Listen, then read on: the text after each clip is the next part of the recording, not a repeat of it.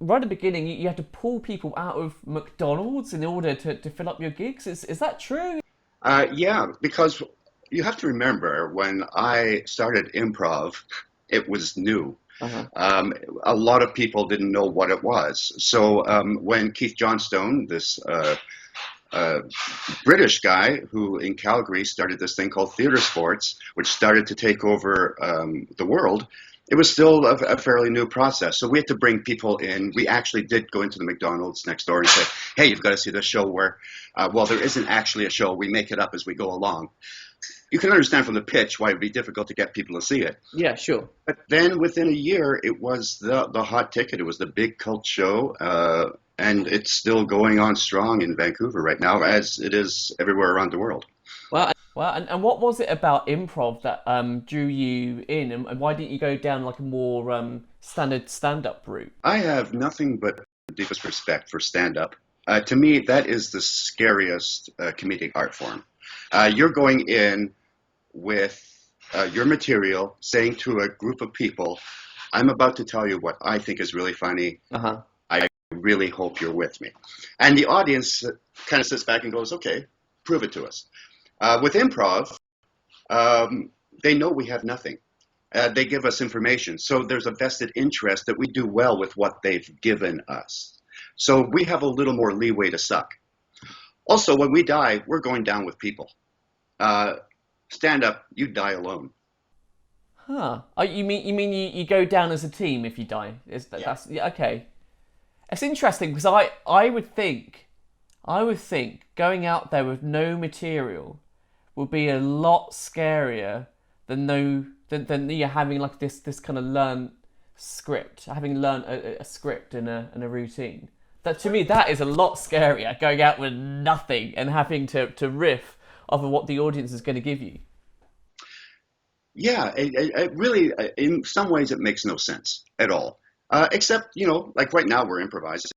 It's what we do in our life. Mm-hmm. So there is a comfort level with, okay, I can be fairly interesting in a one-on-one conversation. I just have to open up the scope a little bit. Now, obviously, most people will know you from the show Whose Line Is It Anyway? Now, again, this is something completely new that I didn't know, but you had three auditions, and the first two, they didn't go ahead with you. They didn't choose you. Yeah. Uh, yeah. Well, the first time, where was I? In Toronto. I was at Second City, and they were doing sort of a cross North America audition tour, finding improvisers.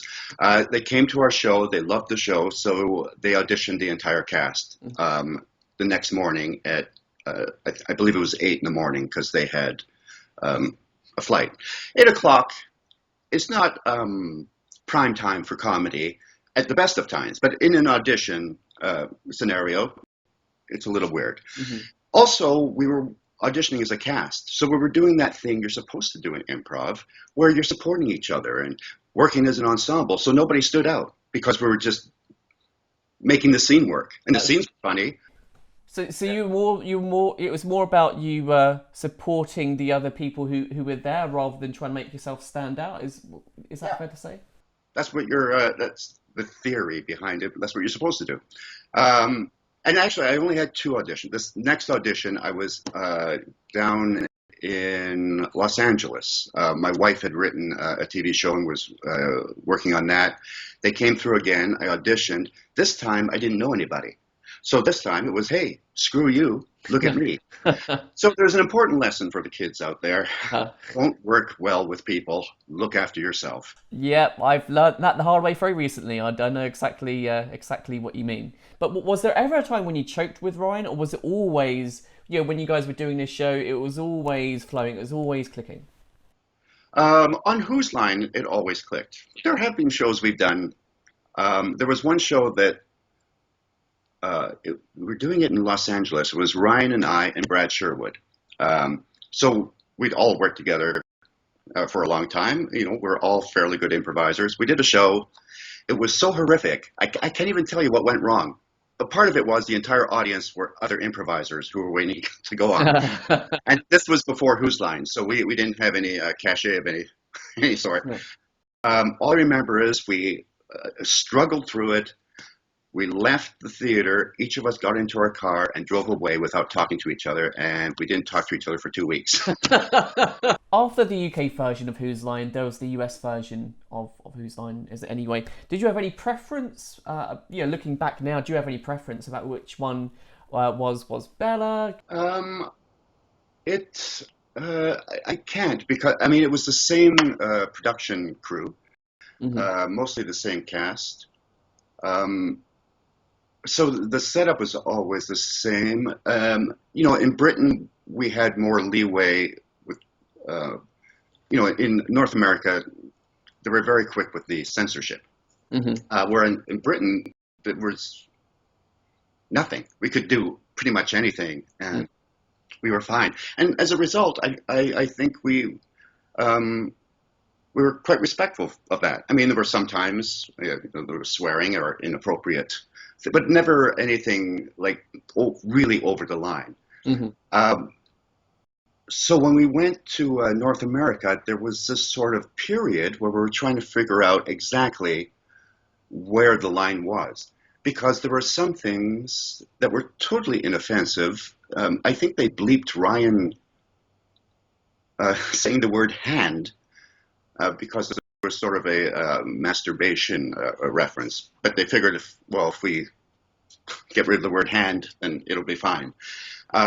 Anything to do with sex, they were really on the lookout for. Huh. There was one scene where there was a party quirks or something where I was supposed to be in love with Greg. So at one point, I kissed him.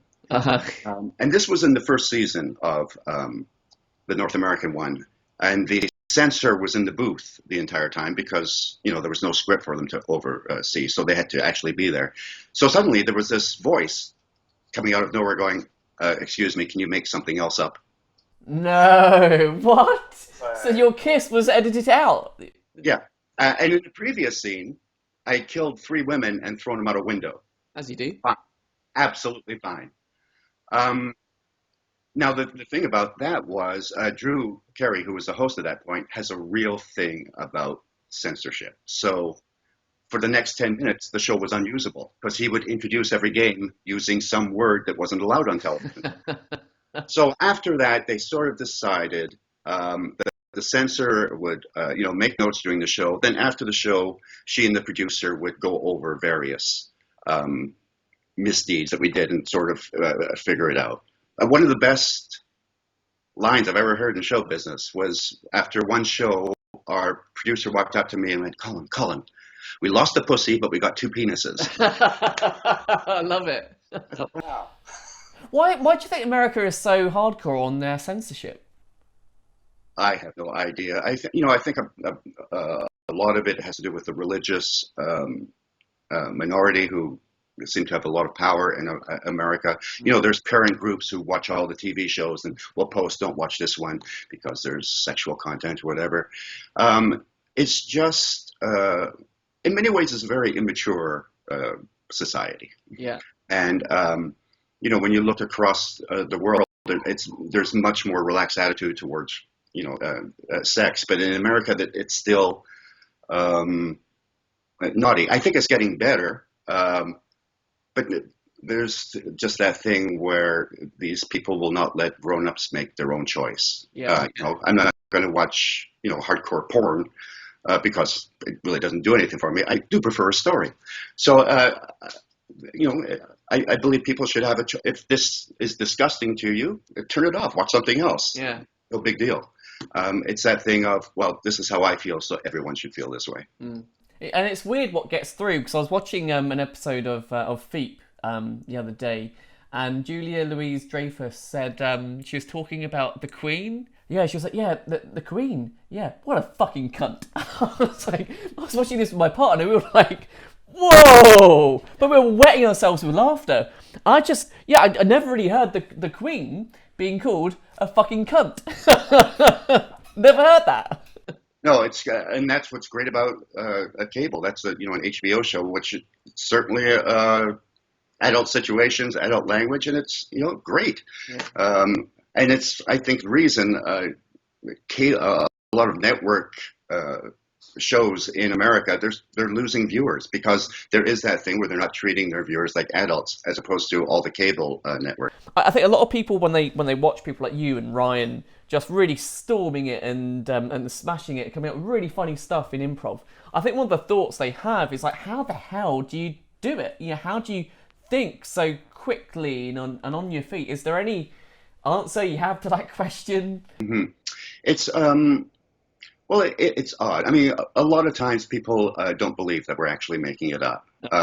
I've, people have said, we watched Who's Line, we could see you were reading the cue cards. And it's like, really? My thing always is transcribe one of those scenes and then look at it and try to do it as a sketch. It won't work. It really is one of those things where you had to be there at that moment with that audience, with that suggestion. The thing about improv is you have to do everything that you're not used to doing in real life. The two basic rules are listening and accepting people's offers. And, when we're teaching improv, that is, for new improvisers, the hardest thing in the world for them to do is to say yes to something. They immediately put up roadblocks. So the thing with Ryan and I, we're relaxed enough with each other to actually go out with absolutely nothing and trust that it's somehow going to work out. And it's basically just us riffing with each other, listening, accepting, and then building and taking it into whatever direction we decided it goes. It sounds kind of simple. Yeah, it does. Yeah, it does. When you say it like that, it does. I kind of wish there was a difficult, we cheat. No, it's just, and the hardest thing in the world is to actually walk out on stage with absolutely nothing and trust that at the end of an hour, 2 hours, you're going to have a show. But and it takes kind of a long time to have that trust in yourself and with the people you're working with. But once you do it, it's great. It's just like being an idiot. You're going out, stick idiot. You're just going out with really no basis for this feeling that it's all going to work out. Yeah. So you're just committed to it, and it works out more times than not. You just explained my whole life right there in that one sentence. That's I'll have that on my gravestone.